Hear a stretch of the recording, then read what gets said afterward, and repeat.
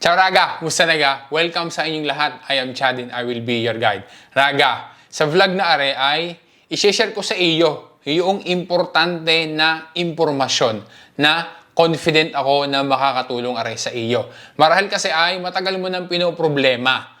Kaya bibigyan kita ng solusyon para na sa gayon ay ikaw ay payapa, ikaw ay tranquilo na maghihintay, hindi ka na mag-iisip pa para na sa ganon ay yung inaayos mo na dokumento ay yan ay maging smooth yung iyong pagpo-process at maiiwasan yung maaaring maging problema.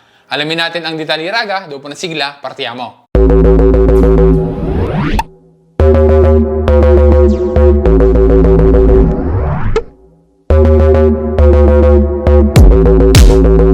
Ang malimit na ipinag-aalala ng mga nag-apply, nag-process para maka-acquire sila ng Italian citizenship ay kung paano nila matatanggap yung Decreto di Cittadinanza. Yan kasi ang Decreto di Cittadinanza, yan yung hinihintay at kailangan na matanggap kasi naandyan yung result noong yung application para sa Italian citizenship. Naandyan din yung mga kailangan at saka yung mga susunod na mga steps na kailangang gawin para na sa ganun ay ikaw ay makapanumpa na at maging ganap na naturalized Italian citizen. Di solito kasi yung sulat na naglalaman noong Decreto di Cittadinanza, usually yan ay ipinapadala ng posta. So, dumarating yan doon sa residensya, doon sa bahay na tinitirhan noong aplikante. Kaya yung postino or yung mailman, siya ay pumupunta doon sa residensya, doon sa bahay noong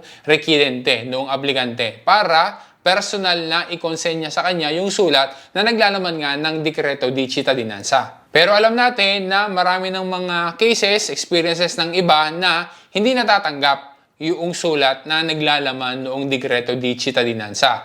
Dahil na rin sa iba't ibang mga reasons. Halimbawa, lumipat na ng bahay.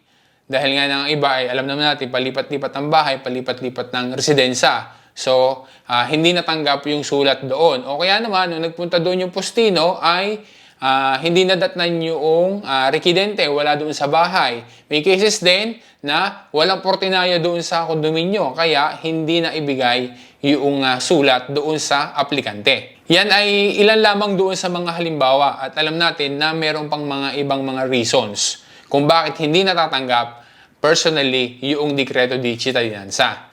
Nabanggit na natin kanina dahil alam naman natin na yung iba nga ay nagpapalipat-lipat ng bahay, napalipat ng residensya. Ang iba ay nag-aalala pa dahil lang baka kung kailan dadating or ibibigay ikukonsenya yung sulat, yung Decreto di Cittadinanza ay wala sila sa Italia. Halimbawa, nagbabakasyon sa Pilipinas ay hindi nila matatanggap. Maaari Raga na meron kang mga kakilala na ganyan ang nangyari sa kanila, na ang tagal nang naghihintay ng resulta, hindi natatanggap yung Decreto di Cittadinanza. Kasi nga dahil dyan sa iba't ibang mga dahilan na yan.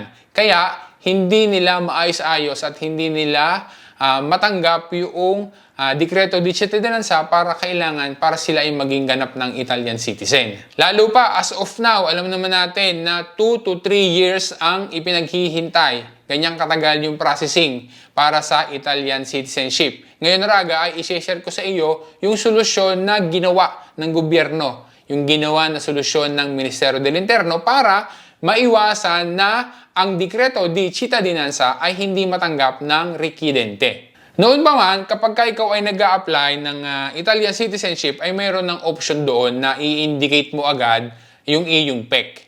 Diga, noon pa naman pero yan ay hindi obligatoryo.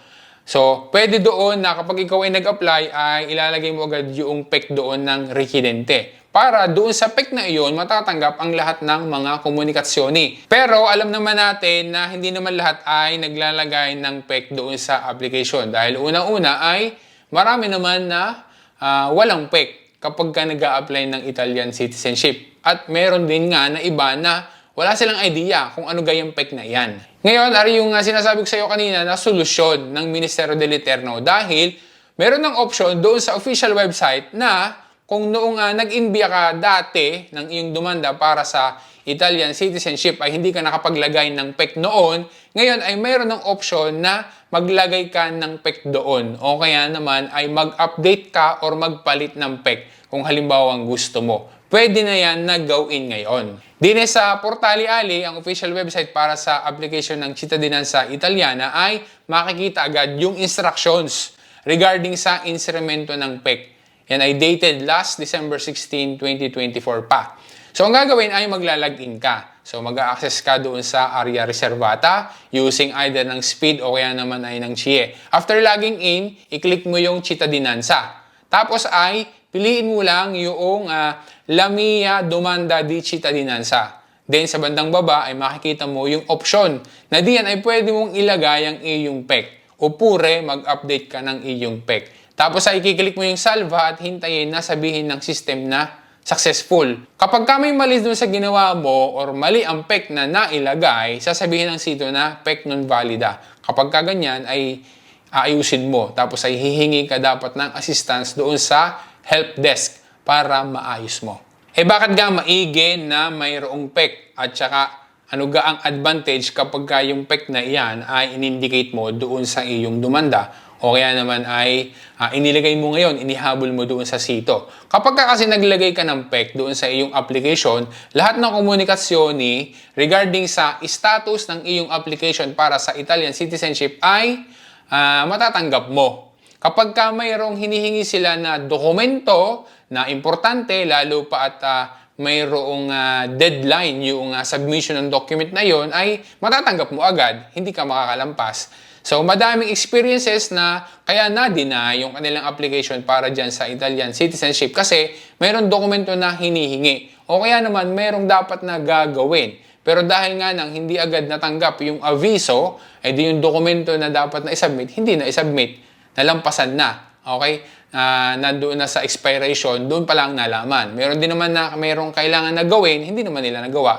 Kaya yung mga iyan, yung mga naging dahilan doon sa iba na kaya na-deny yung kanilang application. Samantalang kapag ka ikaw ay merong PEC, sabi nga ay walang mintis dahil matatanggap mo yung kanilang aviso. Just in case na meron, subito yun, matatanggap mo agad. Pati na din kapag ka ikaw ay nag-follow up noong status ng iyong application para sa Italian citizenship o kaya naman ay meron kang gusto na isubmit sa kanila o ikomunika sa kanila, mula pa noong February 26, 2024 ay may inilaan na rin ang gobyerno na dedicated na PEC para pwede ka na mag-inquire doon or humingi ng assistance. Hindi lang sa application ng Cittadinanza Italiana nagagamit ang PEC kasi maging sa INPS, maging sa Comune di Residenza kapag mayroon kang kailangan o kaya naman ay meron kang i-communicate naman sa Questura at saka sa iba pa ng mga ahensya ng gobyerno ay nagagamit lagi ang PEC.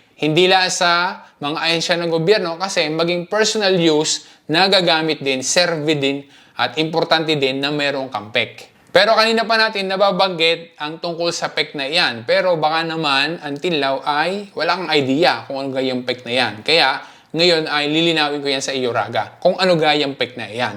Ang PEC kasi, or tinatawag natin na PEC, yun ay kaya PEC ang basa, ang ibig sabihin niyan ay Posta Electronica Certificata or sa English ay Certified Electronic Mail. Dahil sa PEC ay pwede ka nang mag-send o kaya naman ay maka-receive ng emails na mayroong legal validity at maaaring itumbas ayon sa batas na isang registered mail or mayroong raccomandata con ricevuta di ritorno. Kumbaga, kapag ka ikaw ay nagpadala doon sa posta, ang gagawin mo ay yung raccomandata na andata ritorno.